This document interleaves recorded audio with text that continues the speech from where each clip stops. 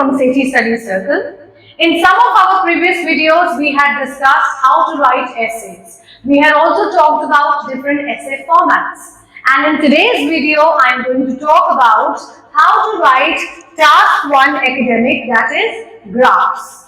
Now, before we move on with anything else, I'll tell you कि आज की video में हम क्या-क्या डिस्कस करेंगे. First of all, we will discuss the different types of graphs. Then we'll talk about the different mistakes that you end up making while you attempt this task. And then we'll tell you how to master this task. So let's get started. First of all, let's understand the different types of graphs. Now there are two types of graphs. One is data-based and the other one is non-data-based. अब सबसे पहले इन दोनों का difference समझना हमारे लिए बहुत important है. Data-based, as the name suggests, it consists of some data. Data कैसा हो सकता है? नंबर्स में हो सकता है, कोई फिगर्स हो सकती हैं या फिर परसेंटेजेस हो सकती हैं. Then comes non-data-based graphs, जिसमें कोई भी डेटा नहीं होता. Again, as the name suggests, non-data-based graphs. अब इस तरह के ग्राफ पेपर में कौन से होते हैं? Generally, they are life cycles. They can be maps. They can be flow charts or diagrams. Right? So now you know what are data-based graphs and what are non-data-based graphs. Data-based graphs में किस तरह के graphs आते हैं? Let's understand that. You can have a pie chart. You can have a table. You can have a bar chart as well. Generally, ये तीन types जो हैं आपको एग्जाम में आते हैं. These are the data-based graphs. आज की इस वीडियो में मैं आपको गाइड करूंगी how to write a pie chart. So let's just understand first what is a pie chart. आप एग्जाम में कैसे आइडेंटिफाई करेंगे कि पाई चार्ट होता कौन सा है? So guys, what is a pie chart? Pie chart इस तरह का राउंडेड ग्राफ होता है, राइट? जिसमें कुछ फिगर्स, कुछ प्रोपोर्शंस, कुछ मेजरमेंट्स होते हैं और इनमें कुछ डेटा मेंशन होता है. So let's say यहाँ पर आपको दिया है rice. Maybe this is the production of rice and let's say this is 20%. हो सकता है ये बीज हो and this is let's say 11%. So इस तरह का जो गोल ग्राफ होता है उसे हम कहते हैं pie chart. So before learning how to write a graph, let's first understand some common mistakes that most of you make. You have to avoid these mistakes so that you can get a good balance. Now the first mistake that most of you make is describing instead of comparing. आप लोग data को describe कर देते हैं उसे compare करने की बजाय. Now I give you an example. अगर मेरे पास 2022 ईयर में राइस की प्रोडक्शन है 20% और यही प्रोडक्शन 2023 में जाके हो जाती है 40%, तो आप में से बहुत सारे लोग इसे कैसे लिखते हैं? That the production of rice in 2022 was 20% and it was 40% in 2023. यहाँ पर आपने कुछ भी कंपेयर नहीं किया, आपने सिर्फ डेटा को डिस्क्राइब किया है, बताया है कि 2022 में इतना था और नेक्स्ट ईयर में इतना था. जबकि आपको क्या करना है? कंपैरिजन करना है, जिसके लिए कुछ टर्म्स, कुछ फ्रेजेस यूज करते हैं जो मैं आपको बताऊंगी in the latter part of the video. Then comes the second mistake, including data in striking feature and conclusion. Striking feature होता है हमारे ग्राफ का हाईएस्ट या लोएस्ट पॉइंट या हाईएस्ट या लोएस्ट ट्रेंड. जब भी आप ये मेंशन करते हैं उसमें आपको डेटा इंक्लूड नहीं करना. Same rule applies for conclusion also. In the conclusion, you are simply supposed to give a crux or give a summary of the whole graph. You do not have to add any new point or you don't have to add any data, right? The third mistake that most of you make is not rephrasing the question statement. यही mistake आप लोग बहुत बारी अपने task 2 में यानी essays में भी करते हैं और ये same mistake graphs में भी बहुत बारी देखी गई है. So आपको जो भी question दिया होता है, you have to use synonyms and you have to try and rephrase it ताकि उतनी वर्ड लिमिट आपकी फाइनल वर्ड लिमिट में से कम ना हो जाए और आपके बैंक्स कहीं कम ना रह जाए. It should not look like you have simply copied the question statement. Fourth mistake is using wrong synonyms. Now आप सब लोगों को ये तो मालूम है कि graphs और essays में आपको synonyms यूज करने हैं, but using the correct synonyms is very important. I'll give you an example. अगर आपको कोई ग्राफ आया है जिसमें वर्ड दिया है kids, now you will try and find a synonym और बहुत बारी आप इसका synonym लिख देते हैं pupils. Now guys, this is absolutely incorrect. Pupils is a word which is referred to normally school going students, right? Kids और pupils same नहीं होता. So होगा क्या यहाँ पर? आप synonym यूज करने के चक्कर में गलत synonym यूज करेंगे and you will get your bands deducted. Then comes the fifth mistake, writing about everything. अगर हमें let's say 6-7 चीजें दी हुई हैं किसी भी ग्राफ में, let's say if it's a table and it has around 8 or 9 bars, right? हम क्या करते हैं? हम उन सबको डिस्क्राइब करने की या कंपेयर करने की कोशिश करते हैं. So you end up making your graph as big as an essay, and that is absolutely incorrect. You don't have to do that. Graph में आपको सिर्फ रेलेवेंट डेटा को ही कंपेयर करना है, उसी को इंक्लूड करना है. दी हुई हर छोटी मोटी चीज को आपको अपनी राइटिंग में इंक्लूड नहीं करना. Then comes the sixth mistake, not organizing ideas properly. अब अगर आपके पास बहुत सारा डेटा है, आपको मालूम है कि आपको सिनोनिम्स यूज करने हैं, आपको ये भी पता है कि आपको कंपैरिजंस करने हैं, बट किस पर्टिकुलर कंपैरिजन को किसके साथ करना है, ये चीज में आप गड़बड़ कर देते हैं. कौन सी चीज को कहां कंपेयर करना है, इसमें भी प्रॉब्लम है. कहां पर कौन सा पैराग्राफ एंड होगा, किस डेटा तक आप एक पैराग्राफ बनाओगे और कौन से डेटा से लेकर किस डेटा तक नेक्स्ट पैराग्राफ होगा, इसमें भी आप लोग बहुत सारी गलती कर देते हैं. So you have to keep care कि आप अपने आइडियाज को प्रॉपर्ली ऑर्गेनाइज करें, जिसके लिए मैं आपको बताऊंगी कि इस ग्राफ का फॉर्मेट क्या होने वाला है. Then comes the most common mistake, that is using wrong tenses. अब ग्रामर में ज्यादातर आईएलटीएस टेस्ट टेकर्स वीक होते हैं एंड वो पता लगता है हमें यहाँ पर ग्राफ में when you end up using the wrong tenses. Now, for example, अगर आपको ग्राफ दिया हुआ है 2020 का, of course this is 2023, तो यहाँ पर हम कौन सा टेंस यूज करेंगे? We will be using past tense.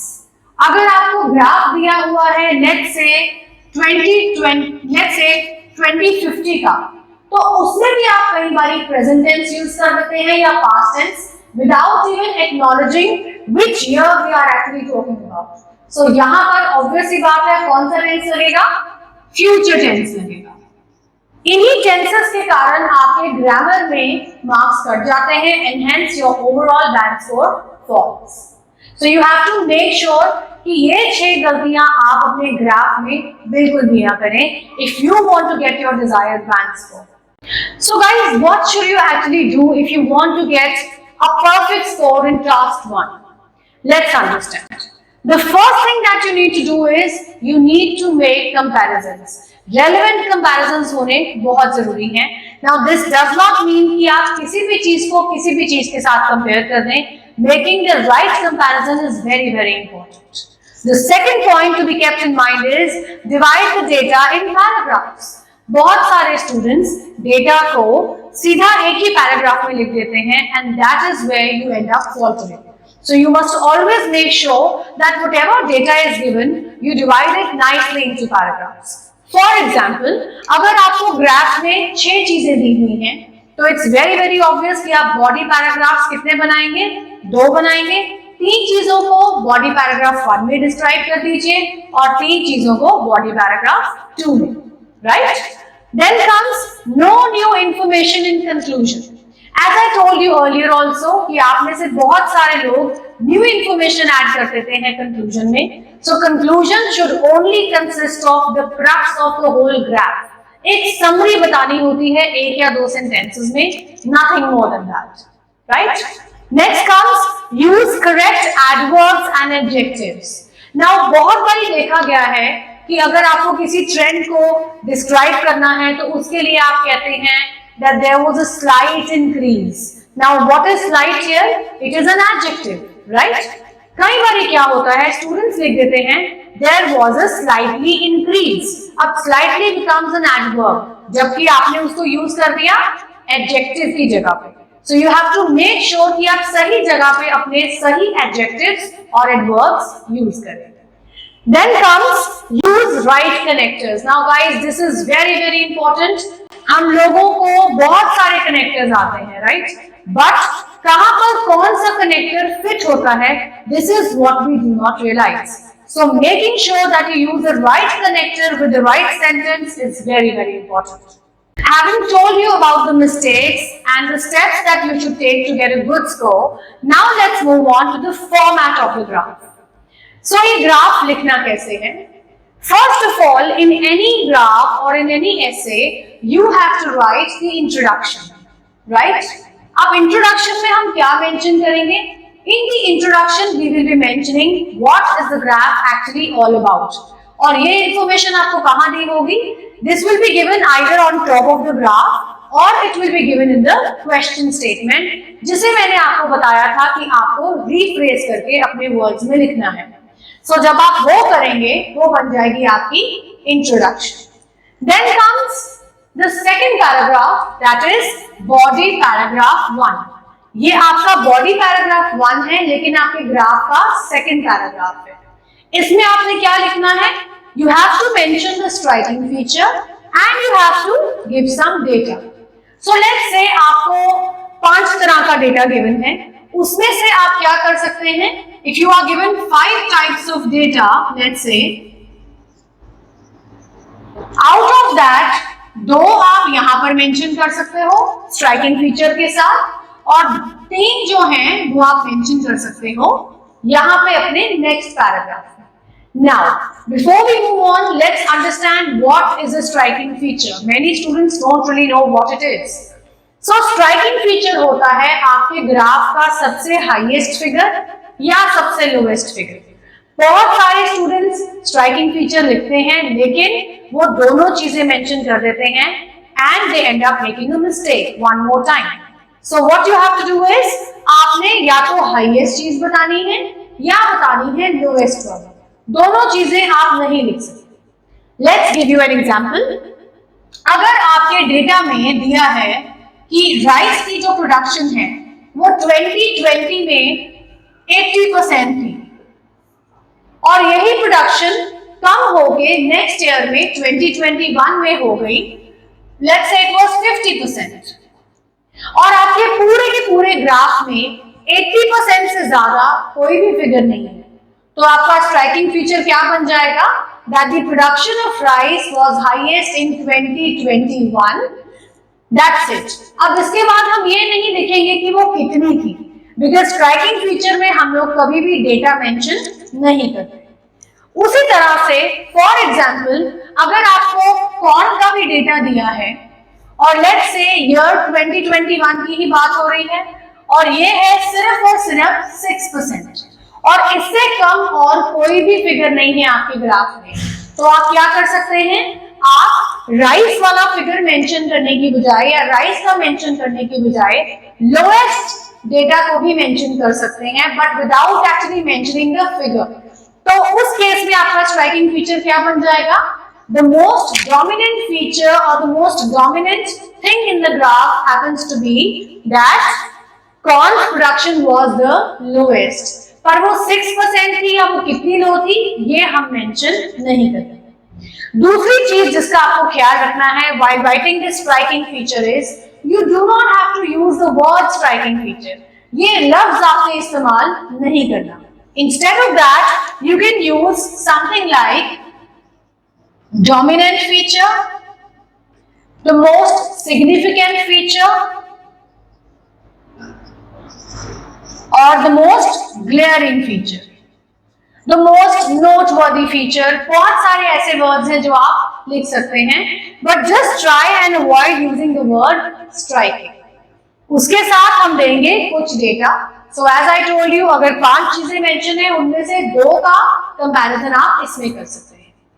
Then comes body paragraph 2, जो असल में आपके ग्राफ का है पैराग्राफ नंबर 3। So इसमें हम क्या करेंगे?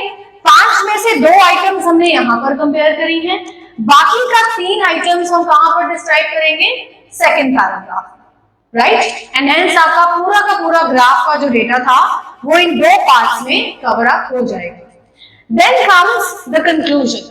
किसी भी टास्क में, राइटिंग टास्क में, चाहे वो एसे हो या लेटर या graph, you always have to give a conclusion.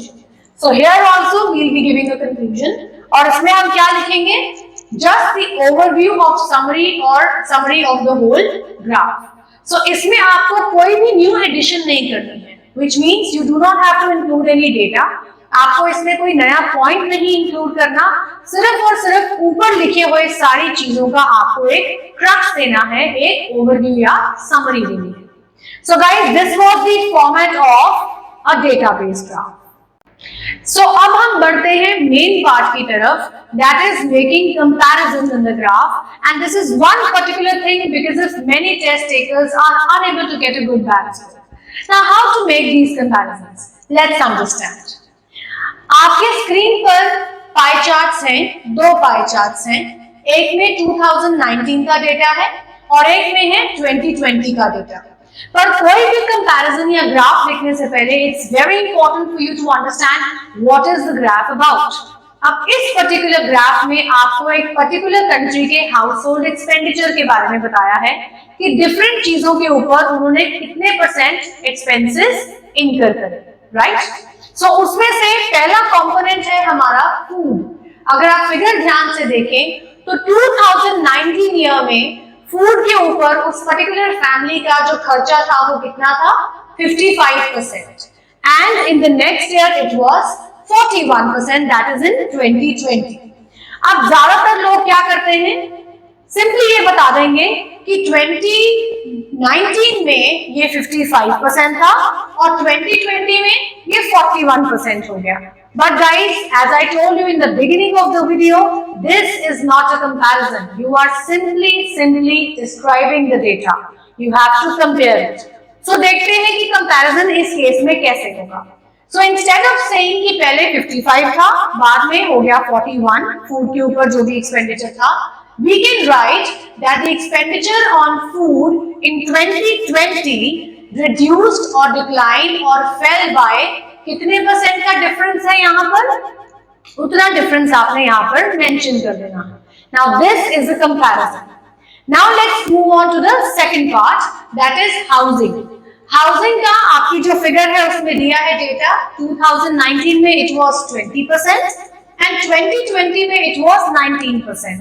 अब देखा जाए तो यहाँ पर कोई खास डिफरेंस नहीं है, सो इसको हम इसी तरह से लिखेंगे that there was a negligible difference between what the housing expenditure made by a family in 2019 and 2020. या तो हम ये लिख सकते हैं or else you can write that the expenditure on housing by this particular family in both the given years was almost the same. अब 19 and 20 is actually almost the same, तो आप almost the same phrase या wording use कर सकते हैं। Then comes health care, third component. अब health care के ऊपर खर्चा हुआ था only 5% in 2019 और 2020 में ये बहुत ज्यादा बढ़ गया था and it became 22%. So now let's see इसको हम कैसे लिखेंगे। तो आप लिख सकते हैं that in 2019 the family made an expenditure of only 5% on healthcare, whereas comparison के लिए हम लोग generally whereas use करते हैं, whereas this amount rose by or increased by 4 times. या फिर आप लिख सकते हैं that this expenditure or this expense significantly inclined by 4%. यहां पर मैंने significantly यूज किया है जब आपने ये बताना हो कि कोई चीज बहुत ज्यादा वॉल्यूम से या बहुत ज्यादा परसेंटेज से या नंबर से बढ़ गई है तो आप significantly वर्ड यूज कर सकते हैं। You can also use the word drastically. You can use the word dramatically as well, right? Now let's move on to the fourth component, that is other services. Now this is very simple guys. इसका comparison सबसे simple है। यहाँ पर 2019 में इसके ऊपर खर्चा हुआ था 7% एंड ये बिल्कुल डबल हो गया किसमें, 2020 में। 7 का डबल इज 14, सो आप सिंपली ये लिख सकते हैं that the family incurred 7% of its expenditures on other services in 2019 and this figure or this expenditure doubled in 2020. अब हमारा फिफ्थ कंपोनेंट है एजुकेशन।